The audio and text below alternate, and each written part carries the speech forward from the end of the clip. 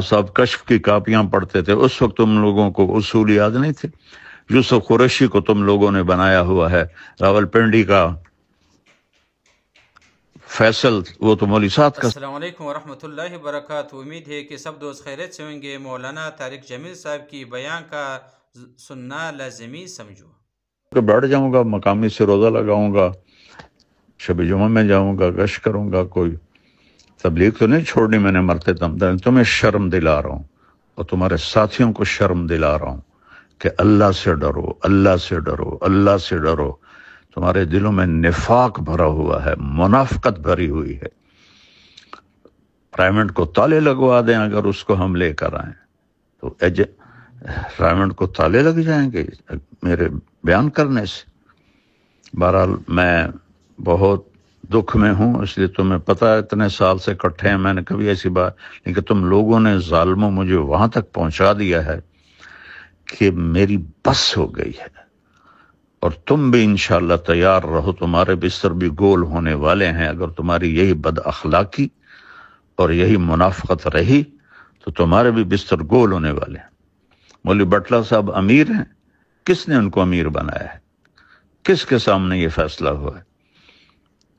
جو ایک سیکنڈ کا غصہ نہیں برداشت کر سکتا وہ امیر بن سکتا ہے؟ اور اس کو بھی تم لوگوں نے اپنے ہاتھوں میں رکھا ہوا ہے۔ یہ میں سارے میسج اب پوری دنیا میں پھیلاؤں گا۔ السلام علیکم ورحمۃ اللہ وبرکاتہ۔ ایک اور بات عرض کرنی ہے، تو 2000 میں مری ارشد گروپ آیا اور راجہ افسر، ان کی وجہ سے میں خاصا نشانہ بنا رہا، اور پھر رائے کا انتظام بھی سارا درہم برہم ہو کے رہ گیا، تو اللہ تعالیٰ نے ان کو فارغ کر دیا،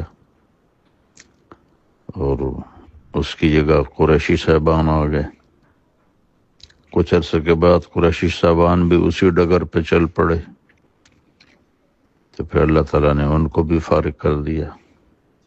اب ماشاءاللہ آپ لوگوں کا گروپ دونوں سے بازی لے جا چکا ہے، تو خیال کرو اب تمہارے جانے کا بھی وقت قریب ہے، کیونکہ اللہ کا جو نظام چلتا ہے اسے کوئی روک نہیں سکتا۔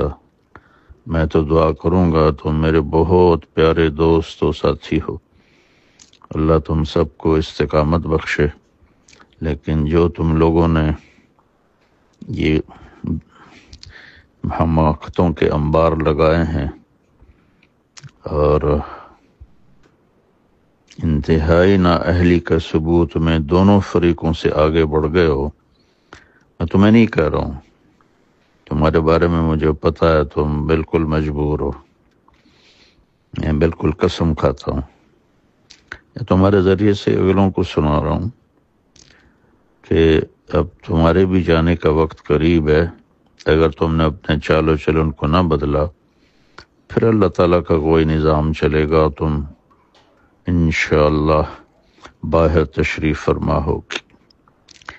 یہ بھی کبھی ہوا یار تم لوگوں نے مطلب بےہودگی کی حد کر دی اور بد اخلاقی کی حد کر دی، جس میں تبلیغ کی ہوا ہی نہیں لگی؟ ایسی ضیاء الحق اتنا خوش، اتنی زندگی گزار کے اتنی بدتمیزی، مولوی افتخار، یہ سارے نہ مطلب تمہاری تو گواہی میرے پاس سینکڑوں طرف سے آئی ہے کہ